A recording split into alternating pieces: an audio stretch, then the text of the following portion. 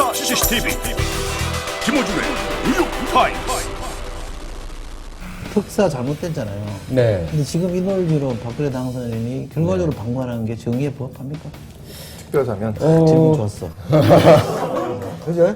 그래서 일단은 이런 질문을 해. 아니 누가 있어야 질문을 해서. 특사 자체, 그러니까 특별사면 제도 자체부터가 사실은 저희들 형사사법 학자들 사이에서는 오랜 논란의 대상이고요. 그 다음에 이번 특별사면 같은 경우는 특히나 자신과 관련돼 있는 측근들을 사면하는 것은 그건 어디에서도 옳지 않은 거죠. 그건 남용이고요. 고유고난이란 말은 사실 거기에 어울리는 건 아니라고 봅니다. 다만 어쨌든 정권이 넘어가지 않은 상태이기 때문에 그 당선인이 현 정부에서 행하는 일에 대해서 많이 적극적으로 개입하는 것도 말씀하신 것처럼 그렇게 긍정적으로 보지 못할 부분도 있거든요. 다만 이제 저는 좀 다른 생각인데요. 그렇죠. 그러니까 생각이 다 다르겠죠. 그래서 그 문제는 그러니까 이제 참 그렇죠. 이게 그냥 우리가 저작권에서 하는 이야기로 본다면 그 이전에 당 대표일 때도 그러면 이명박 대통령이 하던 모든 것들에 대해서 왜 가만히 있었느냐, 동조자 아니냐 이런 해석도 가능하고. 네, 저는 어떻게 보냐면 이게 이제 현직자와 당선인의 문제가 아니다는 거죠. 그 대통령이라는 권력자의 부당한 권력 행사와 일반 국민의 의지라 그럴까요, 정서와의 충돌이라 그러면 당선인이 누구를 대변할 거냐 문제인 것이지 왜 이것이 현직 대통령 권한을 침해하는 거라고 보느냐 이거죠. 그건 프레임 자체가 잘못됐다. 근데 박근혜 당선인이 박 당선인이 뭐라도 한마디 하면 다 그러면 그게 현직에 대한 권한 침해요? 아니 그게 아니라 이 특별사면 같은 경우에는 거듭 두 차례나 그 말 안 턴 당선인이 잘못했단 말 얘기를 했잖아요. 예, 잘못했단 말. 그리고 MB 아시듯이 예를 들어서 하겠다라고 마음을 먹으면 안 할 방법이 없는 거잖아요. 당선인 입장에서는. 그러니까 MB는 나쁜 사람, 박근혜는 편집하면 되고. 예. 나쁜 사람을 제어할 수단을 못 가지고 있는 사람. 이렇게 구도는 나는 동의가 안 되는 거고. 아까 정치를 말했을 때 정치는 결과를 만들어낼 수 있어야 된다고 봐요. 저는 박근혜 당선인이 그 문제를 꼭 막아야 되겠다 그러면 저는 막을 수 있다고 봅니다. 의지가 없었다. 그럼요. 근데 저는 조금 다른 게 뭐냐면요. 일단 그 정치라는 차원에서는 저는 잘 모르니까 일단 그 아까 질문하셨던 정의라는 차원에서 이야기했을 때 결국 이게 이제 행정이 사법 정의에 대한 침해거든요. 사면은 내지는 행정이 사법에 대한 어떤 결과의 번복이 되는 거죠. 대단히 신중해야 되는 것이고요. 그렇죠.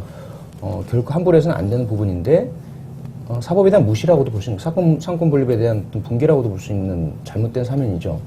다만 그런 부분은 누구나 말씀하신 것처럼 누구나 붕괴해야 되고 잘못했다고 말해야 되는데 이게 당선인과 현직 대통령 사이의 관계라는 게 대단히 미묘하다는 거죠. 그리고 당선인이 현직 대통령의 그 어떤 언행에 대해서 직접적인 제재를 가려고 할 경우에는 이 당선인 주제에 대통령처럼 구느냐라는 주제에? 예, 그러니까 예를 들어 그런 반발과 반론이 일어날 수도 있는 영역이라서 이건 판단의 문제인 것 같아요. 그래서 본인이 과연 어떠한 그런 강한 힘을 처음부터 그런 비난을 감수하고서라도 내가 보는 앞에서 내가 곧 행정을 이어받을 텐데 바로 내 목전에서 그런 짓을 하느냐 라면서 적극적으로 하는 스타일도 있을 수 있고. 아니, 그러니까 그 말씀 저는 충분히 일리 그렇죠. 있을 때라고 예. 합니다만 두 가지 행위가 앞뒤가 안 맞는 거예요. 특사 문제는 현직 대통령이 권하니까 내가 개입하면 안 된다.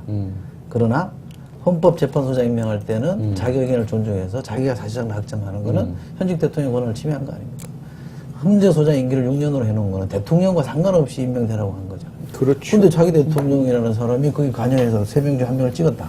이거는 가능하고 저거는 왜 안 되냐. 저는 이건 논리 잘 안 맞다는 거예요. 저는 그분 대변인이 아닌데. 아니, 그러니까. 그건 뭐, 어쨌건 이제 그 사면에 대해서만 물어보시니까. 저는 어쨌든 그래서 이건 이중잣대라고 생각합니다. 엄밀하게 따져보면 박 당선인이 꼭 공개적으로 자기 마이크 앞에 서서 이거 안 됩니다 할 것 필요도 없이 본인이 분명하게 대통령한테, 현직 대통령한테 메시지를 전달했으면 저는 관철이 됐을 거라고 봐요. 결과적으로 보면은 박근혜 당선인은 반대를 했다는 기록을 남기셨죠. 그렇죠. 그리고 서로 다 어떤 명분을 얻으셨어요, 그러면. 윈윈이야. 그러면서 이명박 대통령은 실제로 의도했던 측근들의 사면을 얻어냈으니까 모두가 다 이제 얻고 싶은 걸 다 얻었잖아요. 그러니까 윈윈 게임을 한 거죠. 그때 이거 그러니까 굉장히 비판적으로 보는 거는 이것도 일종의 거래가 있었던 것 아니냐 이렇게 보는 거고, 이거 이제 여실히 드러냈던 게 저는 이 한겨레 만평 1월 29일치에 있었던 만평이라고 생각을 하는데, 박근혜 당선인이 이렇게 총을 들고 사면 반대 딱 이렇게 겨누고 있습니다. 근데 버스가 쫙 지나가면서, 이명박 대통령이 운전하는 버스가 지나가면서 그 정도 액션이면 욕 안 먹을 거다, 이제 내버려둬라 이렇게 하면서 지나가는 그런 장면이 있었는데, 어쨌든 뭐 굉장히 비판하는 관점에서는 뭐 이번 특사에 대해서는 그렇게 생각을 하고 있습니다. 아니 제가 얘기한 거는 박당선인을 굳이 꼬집어서 비판에 범죄에 넣기 위해서 그렇게 얘기하는 게 아니고, 실제로 권한이나 뭐 이런 정치의 영역의 문제를 지나치게 형식적으로 생각하고, 그것이 잘못되고 있는 또 다른 게 인사권은 내 거다라고 생각하는 거예요. 그러니까 이게 밀봉 인사 이런 것들이 나타나는 기본적인 생각의 틀이라는 게 나는 그런 데서 발현되고 있다라고 보는 거예요. 그러니까 너무 지나치게 형식적으로 사고하면 맞는 거예요. 예를 들면 인사청문회에 대해서, 국회에 가는 인사청문회에 대해서 그것이 내용이 어떻게 되는 것에 대해서 불만을 가질 수 있잖아요. 근데 인사청문회 자체가 잘못됐다. 무슨 이게 뭐죠? 신상캐기, 신상털기로 가서 이거 잘못, 이렇게 접근해버리면 민주주의 제도에 대한 이해가 잘못된 걸로 비춰진다는 거예요. 그 부분은 그러니까 그렇죠. 그 잘못된 겁니다. 그러니까 이건 박근혜 당선인의 특사에 대한 책임을 묻고자 하는 게 아니라 전체적인 민주주의에 대한 인식 틀을 좀 나는 수정하는 게 맞다. 그건 문제제기를 해야 된다는 거예요. 그게 한 번에 되나요? 그러니까 안 되면 이 정부는 끊임없이 위기에 처할 거예요. 당장 어쨌든 인사 뭐- 몇 건만 가지고 이렇게 되는 거 아니에요? 예, 그거 뭐 인선 방식이라든지 거기에 대한 태도를 좀 바꿔야 된다는 주문은 계속 나오고 있는데, 인수위 분위기는 어떻습니까? 같이 출입하면서 물어봐. 상당히 당황스럽습니다. 난 내가 물어보는 입장이라서. 인수위 자체로만 보면 이제 당선인 비서실하고 인수위하고 분리되어 있지 않습니까? 인수위 자체로만 보면 너무너무 조용해서 비서실은 시끄러워요? 거기는 조용하죠. 더 조용하죠. 그럼 어디가 시끄러운 거예요? 삼성동 집은 더 조용할 거예요. 이걸 때 여의도 그 당사도 조용한 것 같은데. 그래서 이제 나홀로 리더십. 청와대만 시끄럽구나. 아니, 저 당선인 머릿속은 좀 시끄러울 수 있어요. 복잡하다, 거기는. 근데 왜 이렇게 심각해? 뭐 대답 하나 하면서. 깝깝하니까 그렇습니다. 인수위에서 뭐 한동안 이제 아까 말씀하셨던 건데, 밖에서 보기에는 뭐 그 기자들이 취재 어렵다는 것 뿐이지, 사실 밖에서 보기에는 인수위 잘하고 있는 것 아니냐 이런 얘기들도 많이 나왔었지 않습니까? 얼마 전 얘기인 것 같은데. 그렇죠. 이제 이게 인사 문제 때문에 이게 터지기 이제 전까지. 확 분위기가 바뀐 측면이 있는데, 그 전에는 실제로 이제 뭐 그 언론 소통 방식을 두고 뭐 굉장히 뭐 폐쇄적이다 어쩌다 이렇게 그런 비판들이 많았는데, 실제로 언론학 교수 커뮤니케이션 하시는 분들이 이제 궁금해서 이제 들면 정치를 전공하는 교수님이 아닌 그런 분들한테 전화를 해보면 사실은 기자들이 답답한 거지 국민들은 별로 답답하지 않다 생각해 보면. 그 어떤 학자가 그렇게. 그 초반에 언론학자들이. 예, 그러니까 왜냐면 사실 우리 언론이 되면 막 이렇게 박 당선인을 막 비판하는 지점에서 보면 저희들이 생각하는 무리한 논리들이 있습니다. 그러니까 왜냐면 막 이제 막 오보를 날려도 뭐 사람 이름 하마평 나오는데 막 2개, 3개씩 박아도 뭐 틀려도 아무도 책임을 지지 않고, 그러니까 이런 그 언론의 있으면 폐해가 있기 때문에 그런 부분 얘기하시면서 사실 니네들 그거 안 돼가지고 답답한 거 아니냐. 그 언론 개혁 차원에서 그렇게 한 거예요. 이제 그분 또 언론학 하시는 분이니까 그런데 그 부분도 사실 상당히 새겨 들을 만한 부분이어서 참 대꾸가 안 되더라고요. 그러니까 그 부분에 대해서는. 특히나 또 이제 인수위에서 예전에 문제가 됐던 건 뭐 이렇게 정책들이었잖아요. 인수위에서 뭐 이렇게 대통령이 직접 당선인이 직접 회의 주재하면서 한마디 한 게 그러니까 전혀 맥락과는 상관없이 막 갑자기 막 무슨 정책이 되고 이게 막 뭘 어떻게 할 거라는 둥 뭐 이런 식의 얘기로 비화하는, 그거는 좀 너무 억측이고 사회적 낭비다. 그래서 되도록이면 조용히 운영을 하겠다 이렇게 밝히고, 그리고 인수위의 기능도 실제 정부가 우리가 공약했던 걸 갖다 이행할 수 있는 그런 현실인지를 인수인계 받는 그 정도만 하겠다고 이제 처음부터 역할을 정해놨던 거잖아요. 그러니까 이제 그게 좀 묘한 지점이 있는데, 예를 들어서 정부 부처에서 업무 보고를 했으면 업무 보고 내용을 듣고 예를 들어서 뭐 환경부에서 이런 보고를 했습니다. 그래서 근데 우리는 이 부분에 대해서 이렇게 생각하지 않으니까 인수위 차원에서 다른 대안을 마련해 보겠습니다. 이 정도 설명하면 좋은데 그것도 안 하니까 그 부분은 분명히 비판을 받을 지점인데, 그러면 근데 과거 인수위 때 언론이 그럼 그렇게 썼냐? 그렇지 않죠. 예를 들어서 이거 우리는 좀 아닌 것 같은데, 그러면 그 부분 뭐 예를 전면 들어서 폐기 굉장히 뭐 폐기라는 뭐 아니면 이거 검토하고 있는데 뭐 실행 뭐 이렇게 쭉 나왔던 관행들이 있기 때문에 하여튼 그 중간에 어떤 이 접점을 찾아야 되는데, 지금은 이제 너무 확 되면 보안주의가 강조되다 보니까 지금은 기자들 뭐 등록된 기자가 900명이 넘거든요. 상주하는 기자는 한 300여 명 되고요. 근데 이 기자들 이제 사실 전화를 이렇게 아주 측근들한테 전화를 할 수 있는 기자들 뭐 일부 정도 빼면 사실은 뭐 이 공식적인 브리핑 외에는 취재가 전혀 안 되니까요. 문제죠, 그런 부분들은. 그 기자들은 많이 편해졌겠네 이제. 스스로 편하다고 말할 수. 취재 부담은 들었으니까. 예, 몸은 편하고 마음은 불편하고 뭐 그렇습니다. 데스크에서 막 쪼는 거구나. 네. 네. 어쨌든 인수위가 요란하게 가지 않은 건 잘 잡은 거예요. 그러니까 과거의 경험에 비춰봐서 이렇게 잘 잡은 거라고 보는데, 이게 이 한쪽 편향을 잡다 보니까 또 다른 편향을 만들어낸 것 같아요. 그거는 인수위의 문제라기보다는 당선인의 스타일이 좀 나오는 예. 거기 때문에 사실 인수위가 뭐 책임지지 않아야 될 것인지도 모르죠. 사실은 이 다음이 더 문제인 거죠. 그러니까 지금 어쨌든 김용준 후보자 낙마 이후로 뭔가 좀 비판을 좀 수용을 하고 조금씩 이제 받아들이고 이런 모습이 나와야 되는데, 이게 앞으로 어떻게 될지. 물론 박 당선인 쪽에서 전혀 언론의 비판에 그 반응을 안 보이는 건 아니에요. 예를 들어서 하도 얘기 안 한다고 이제 비판하니까 사실은 이제 이 토론회 그 당선인 발언을 전문 공개한다든가, 아니면 이제 윤창중 대변인만 나와서 제대로 답도 못 한다고 비판하니까 이제 어느 날은 진영 부위원장이 오고 또 어느 날은 이제 유민봉 교수가 오고, 그런 조금씩의 변화는 있습니다. 기사를 쓰면 그런 변화가 있긴 한데, 김용준 위원장의 총리 후보자 지명 그리고 낙마 닷새 만에 이렇게 벌어졌던 일인데, 표 교수님은 어떻게 보셨습니까, 그 과정? 안타깝게 봤죠. 많이 안타깝고.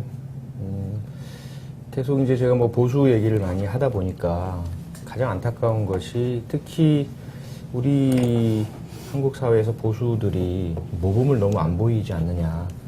되게 장차관 국회의원 분들 다수가 본인 혹은 자녀들이 군대도 다녀오지도 않고, 그 과정도 특히나 이런저런 의혹들, 건강한데 어떤 뭐 병 때문에 안 갔다 왔다든지, 또는 정신적인 문제, 멀쩡한데도 그런 것들 내세웠다든지, 그리고 뭐 위장전입이나 뭐 다양한 형태의 그런 뭐 탈세라든지 표절 문제, 학술적인 부분도 있고요. 그런 것들이 너무 안타까운데 이번에 또 그렇게 됐다라는 거죠. 그것도 가장 정점에 있는 대통령을 가장 지근거리에서 보자 하면서 유고시에는 또 대리도 하셔야 할 제2인자인 국무총리 후보자가 역시 그러한 그 자격을 갖추지 못한 문제 때문에 낙마한다는 것, 정말 있어서는 안 되는데, 아까 말씀하신 것처럼 그 검증 과정이, 물론 시끄러운 것은 불편하겠죠. 언론에 미리 막 누구다 어쩌다 얘기 나오면 불편하겠지만, 그 불편이 꼭 필요한 불편이라는 거고, 그 과정을 통해서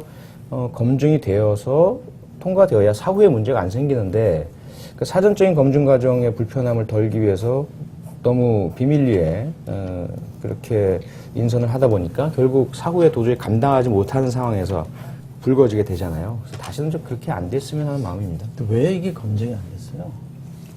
이건 초보적인 거 아니에요, 사실은? 초보적으로만 해도 군대 안 갔으면 이유가 뭘까는 조사를 해봤을 테고. 군대랑 재산 다 해봤을 거 정확한. 아니에요.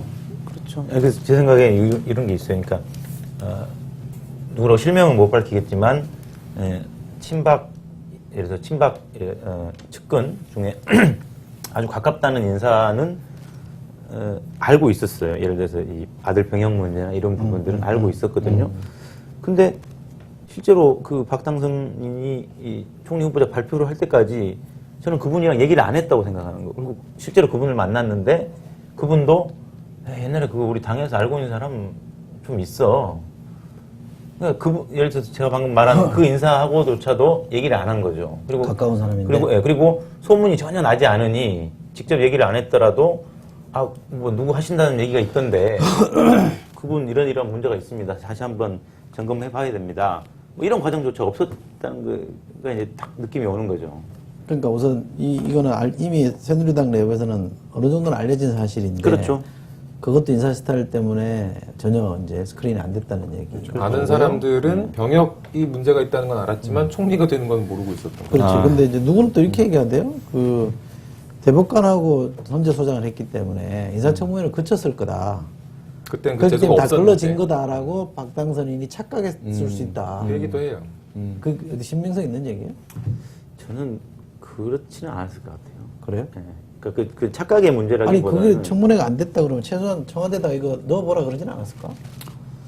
그것도 안 하고 인사한다는 이제 거는 지금 제일 중시하는 거는 이제 그렇게 해서라도 만약에 누구한테 이름을 건넸을 경우에 이게 이제 모르는 경로로 언론에 새 나간다든지 그렇게 아니요, 해서 그러니까 이거는 순전히 그러니까 다 가정이었기 때문에 예를 들어서 두 아들이 군대를 안 갔다. 예를 들어 근데 뭐 그런 정보를 박 당선인이 접했다. 근데 사실 이건 이제 좀 따져봐야 되는 문제지만 서류상으로 두 아들의 병역 면제가 되면 입증이 가능하다. 이렇게 해서 그 병역을 하지 않은 거는 유감이지만 입증이 가능하다고 판단했을 수도 있는 거잖아요. 오히려 저는 그 김영준 후보자가 낙마한 것은 아들 병역 문제라기보다는 부동산 투기 때문에 낙마를 한 측면이 훨씬 큰데 이 부분은 제대로 검증이 안 됐을 겁니다. 왜냐하면 왜? 워낙 예를 들어서 오래된 일, 자녀 명의로 돼 있고 막 이러니까 아마 지금 실제로 김영준 후보자의 전체 재산 규모 같은 게 공개된 적이 없거든요. 2000년 이후에.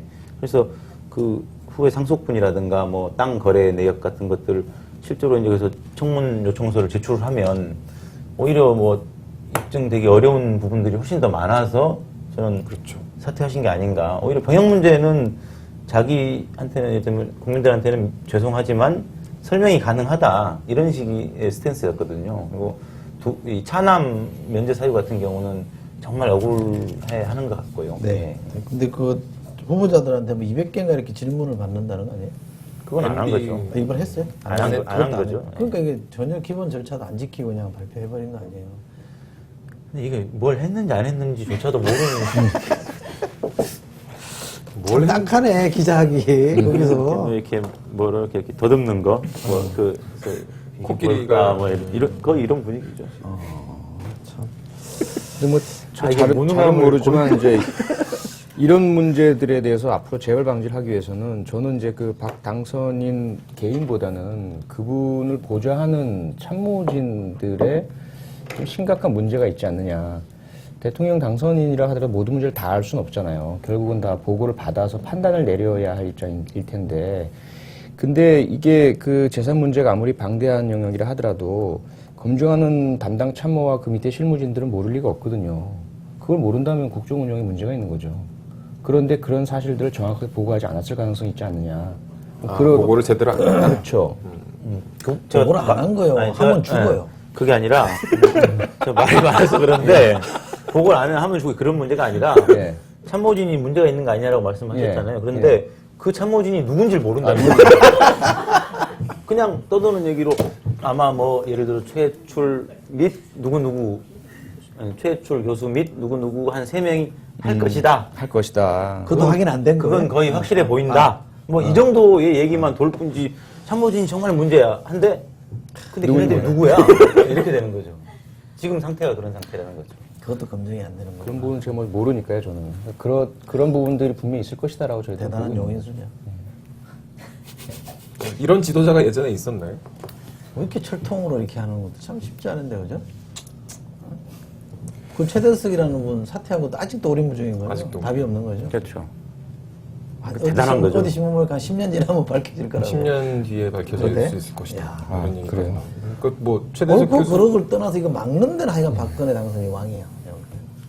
그래서 어제 제가 쓴 기사 중에 어떤 멘트 중에 그런 게 하나 있었는데요. 이게 점조지 아시죠? 점조지. 점조지. 그러니까 보스는 누군지 아는데 보스는 있는데 그 주변에 둘러싼 사람은 서로 몰라. 이 조직원들이 서로 모르는 것.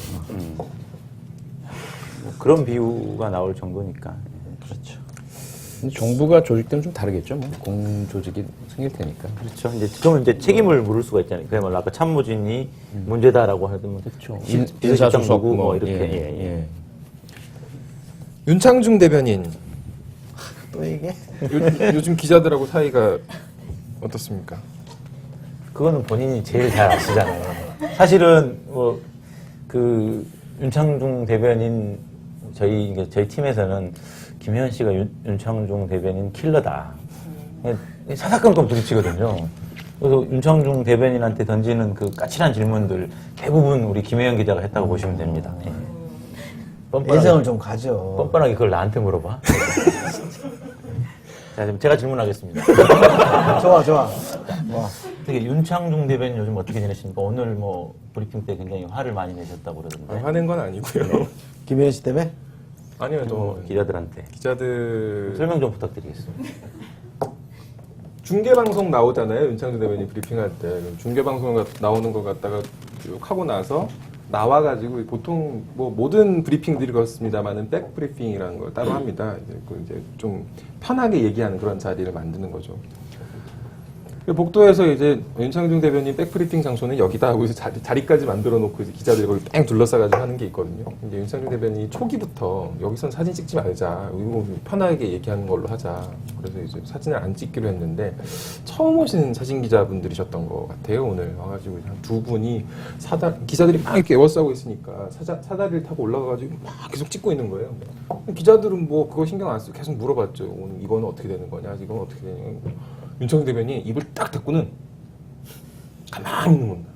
질문 한 대여섯 개가 가는 동안 제가 급기야 오늘 컨디션 안 좋으신가요? 이럴 거면 그만하시죠 그랬거든요.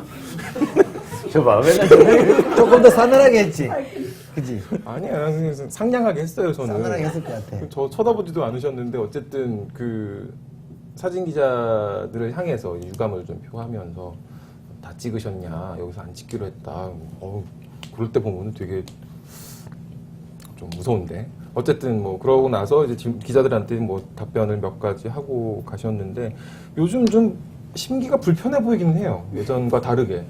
아이 참 심기가 편하겠어. 왜요? 비슷한 사람은 사퇴한다고 선언하는 그 자기가 읽었는데 심기가 편하겠어. 지금 이를테면 그 김용준 후보자 낙마 이후에 그 이를테면 이 박근혜 당선인의 불통 인사의 대표적인 사례로 계속 언급이 되는 거예요. 그러니까 이게 또 자기는 버티고 있고. 그렇죠. 그러니까 어느 정도 한 텀 지나면 이제 그거는 이렇게 이 얘기를 그만하는 건데 또 하고 또 어떤 신문은 사진까지 또 그 싫어하는 사진을.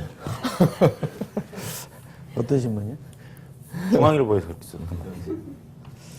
그 보수언론 되게 싫어하긴 하는 것 같더라고요. 보수 언론이 요새 그죠? 이렇게 인수위에 대해서 좀 굉장히 까칠하고 또 뭐 이번에 김용준 후보자 검증 같은 것도 이 보수 언론 중에 한 곳이 30명이 붙었다고 그래요. 조정 검증 과정에. 조중동이 굉장히 이번에 세게 붙었습니다. 왜 그렇죠? 왜 그래요? 근데 이제 여러 가지 설이 있습니다. 설이 있는데 세게만 얘기해봐. 세게. 일단 그런 얘기를 해요. 당선 이후에 이제 새누리당 일부, 예를 들어서 뭐 이양구 원내대표 같은 사람들, 또 뭐 정몽준 뭐 최고위원 같은 사람들, 그다음에 조중동이 대변하는 게 사실 어떻게 보면 이제 기득권층일 수밖에 없으니까 자 공약 순서를 조정하고 재원 마련 다 안 된다. 그거 복지 공약 어떻게 다 할 거냐라고 이제 얘기를 했는데 박 당선인이 굉장히 아주 세게 이제 단호하게 내쳤죠. 예, 그러니까 그런 부분에 대해서는 일종의 거기에 대한 반감 플러스 거기서 조금 더 연장해 가면 정권 초반기에 항상 이 당선인 쪽과 이 힘센 보수 언론 사이에 이 서로의 힘겨루기 뭐 이런 차원이 아니냐. 그래서 지금 근데 사실은 이명박 대통령만 해도 아니 심지어는 뭐 박지원 비서를 데리고 있던 DJ만 해도 이 정부 출범 초기에 힘센 언론과 관계를 잘 맺어보려고 뭐 그런 스탠스였는데 사실은 박 당선인은 그렇지는 않거든요. 별로 거의 신경을 안 써요. 뭐 여기서 이렇게 보도했는데 좀 바로 잡아야 되는 거 아닙니까? 그것도 대응하면 뭐 또 다른 오해가 생깁니다. 그냥 놔두세요. 그런다거든요. 그러니까 이를테면 뭔가 자기들이 요구하는 방향대로 가야 되는데 박당선님 전혀 그럴 것 같지 않으니까 초반 힘겨루기 하는 게 아니냐라는 분석이 있습니다. 두 가지 얘기했어. 썰 두 가지죠? 네. 하나 더 있어요? 하나는 설마 뭐 개화천선? 그 진짜 100% 썰이다. 그래서 뭐 아무튼 종편 방송들이 있어가지고 취재진이 인력은 더 늘었거든요, 분명히.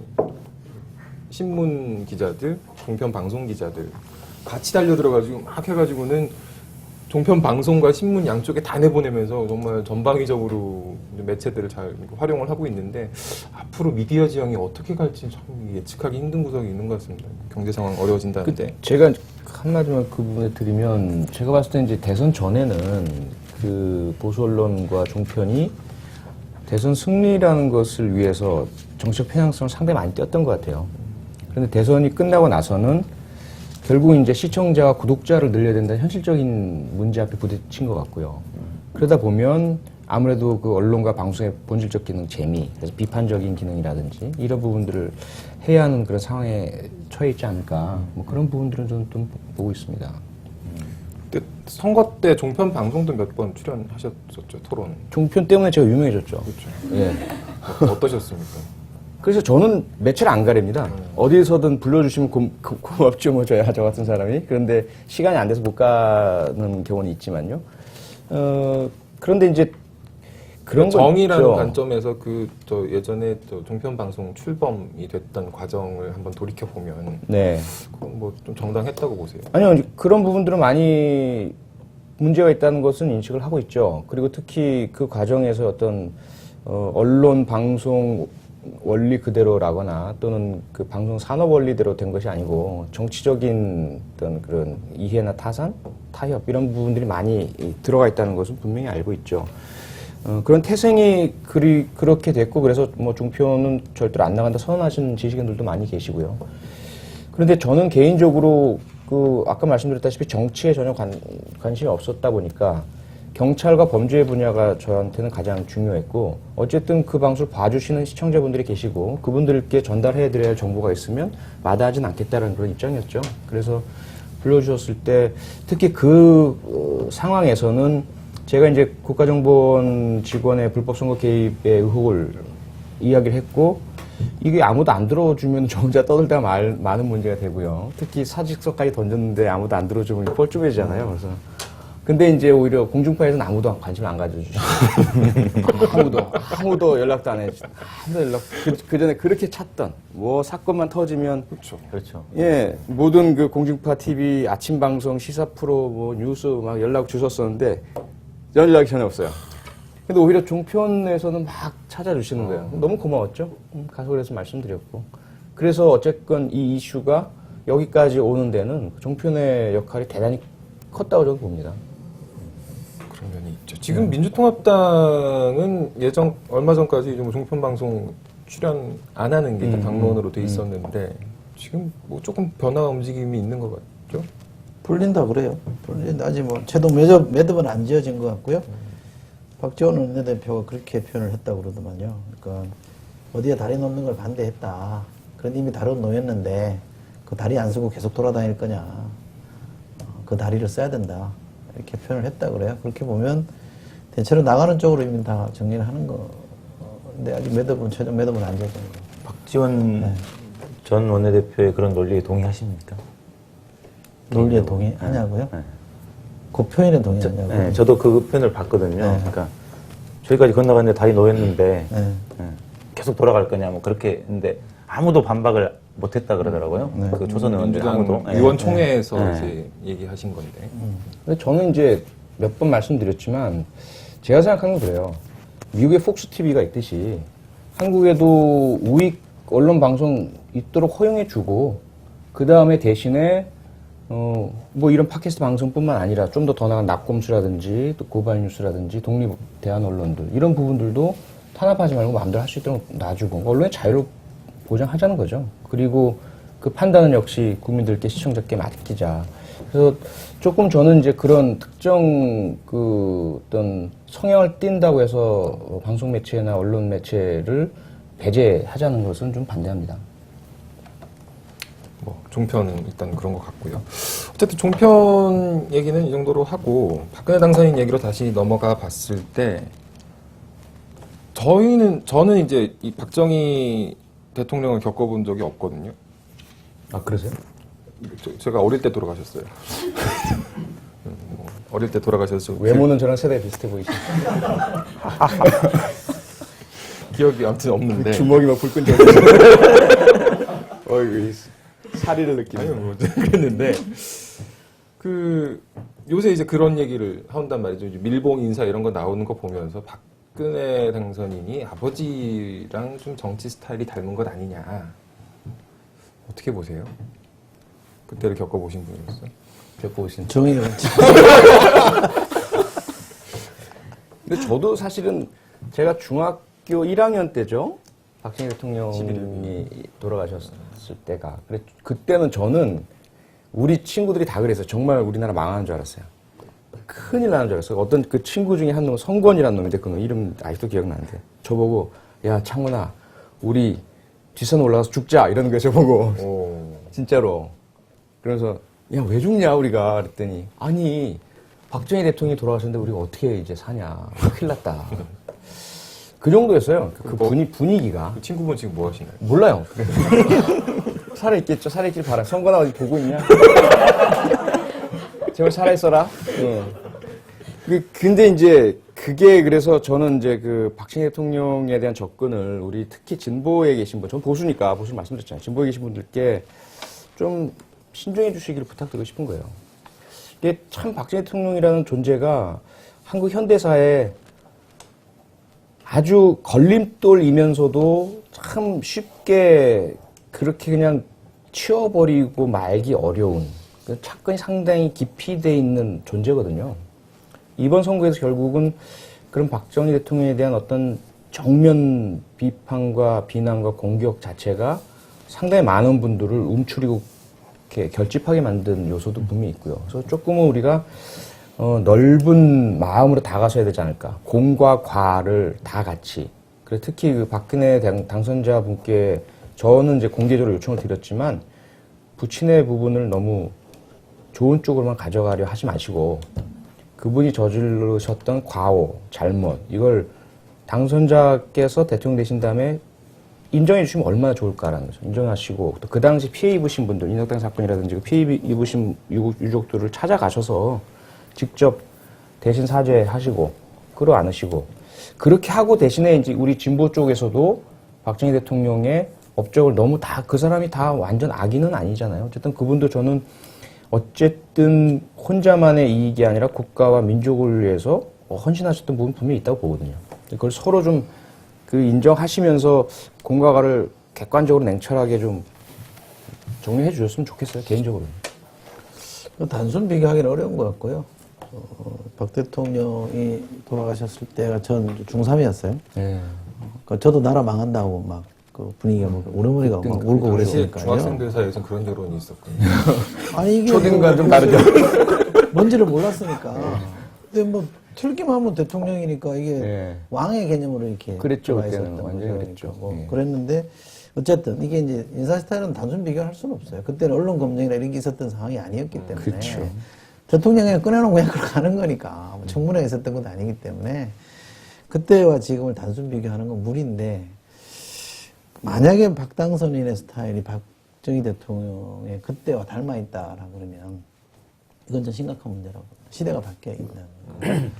제도적 절차가 민주적 제도로 많이 바뀌어 있는 마당에 그 제도적 절차를 존중하는 쪽으로 가야 맞는데 그것에 별 관심이 없고 아버지 스타일에 아버지를 연상시킨다 그러면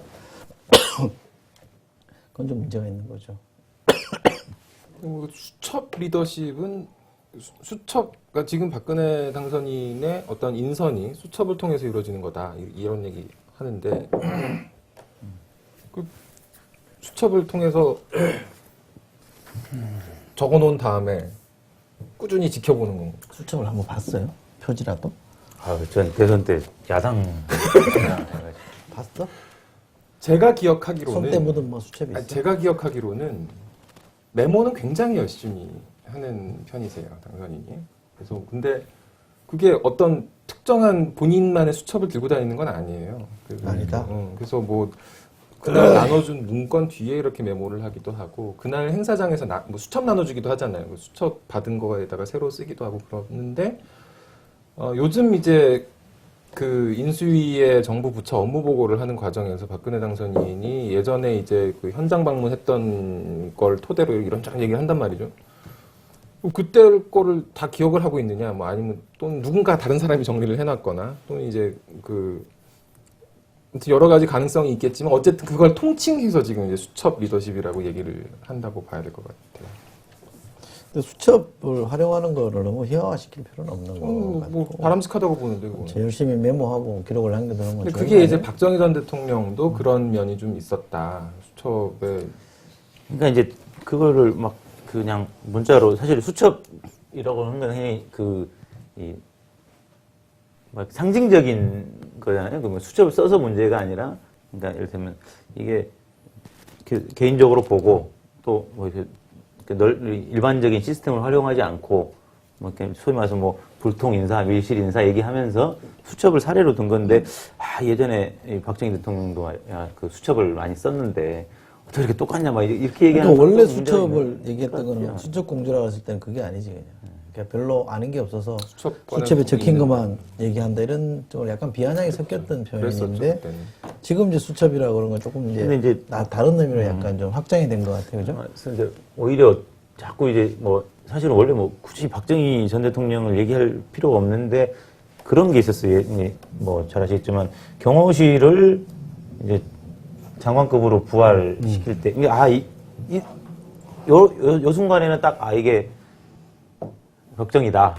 이게 이제 실제로 이게 도저히 뭐 이렇게 지금 시대 흐름이나 지금 특히 전 YS 이후로 문민정부 이후로 그때 계속 이 경호실 권한을 축소해왔던 역사거든요. 쭉 계속 끊임없이 이제 권한을 축소를 해왔고 이게 왜냐하면 그 전에 이 경호실은 대통령이 바뀌어도 계속 청와대에 남아 있거든요.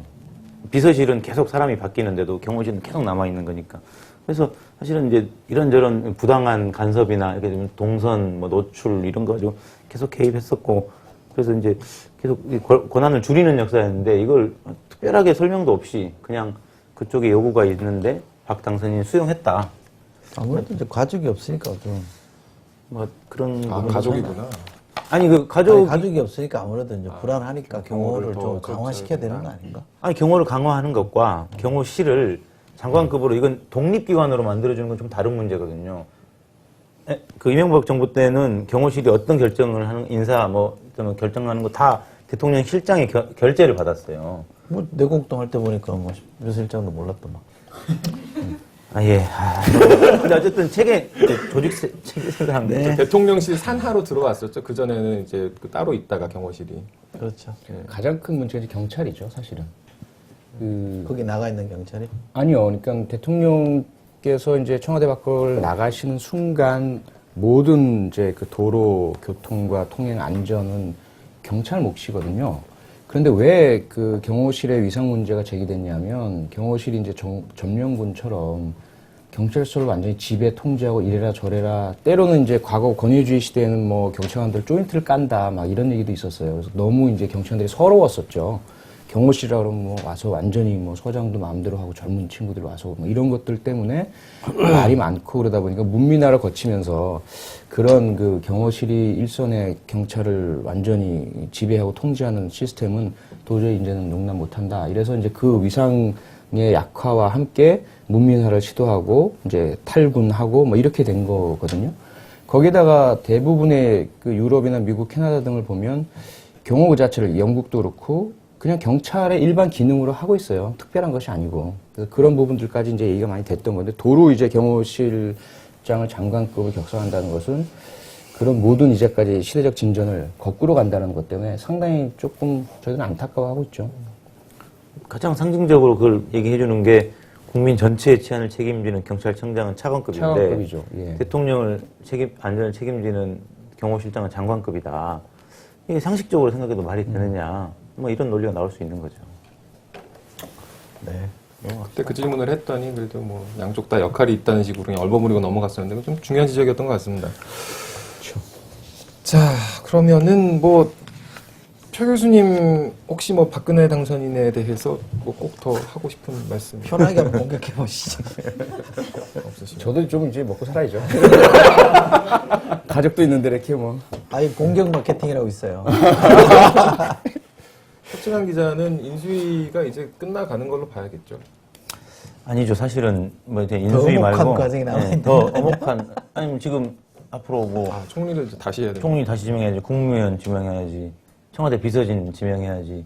그럼 검증을 도대체 앞으로 몇 명을 더 해야 되는 거야? 사실은 시작도 안 했다고 봐야죠. 각오하고 있어. 고생 많으셨습니다. 앞으로도 고생하겠습니다. 표 교수님은 뭐 앞으로 시청자들한테 혹시 뭐 덧붙이고 싶으신 말씀 있으시다면 길지 않게. 예. 일단 뭐 감사 인사 드리고 싶어요. 다 아시다시피 제가 최초에 이 문제 제기하고 홀로 이렇게 떨치고 나왔을 때 사실은 이제 저랑 가장 가까웠던 분들은 좀 저를 저에 대해서 배신감을 많이 느끼셨죠. 경찰 내에 계신 분들. 지금은 조금 달라지시지 않을까. 사실이 드러나니까. 근데 그때 저한테 격려, 응원, 버틸 수 있는 힘을 주신 분들이 저랑 전혀 관계 없으셨던 블로그에 찾아주신 분들, 트위터 친구분들 이런 분들이 아마 지금 우리 김어준 뉴욕타임스 시청자분들 다수도 아마 그 중에 계시는 것으로 압니다. 그래서 그냥 감사 말씀드리고 싶어요. 고맙습니다.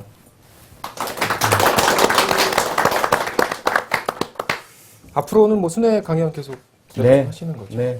알겠습니다. 네, 방청 신청은 지금 이제 아래 나가는 자막 참고하시도록 하시고요. 오늘 광고가 전혀 없네요. 광고 좀 부탁드립니다. 그리고 방청 신청 많이 해주셔서 감사드리고 다음 회도 이만큼 딱 이만큼만 와주셨으면 좋겠습니다. 네, 김어준의 저는 언제 와요? 연락해 볼게요. 김어준의 뉴욕타임스 207회는 여기까지입니다. 시청해주신 여러분 감사드리고 오늘 나와주신 세 분 감사합니다. 다음 주 뵙겠습니다.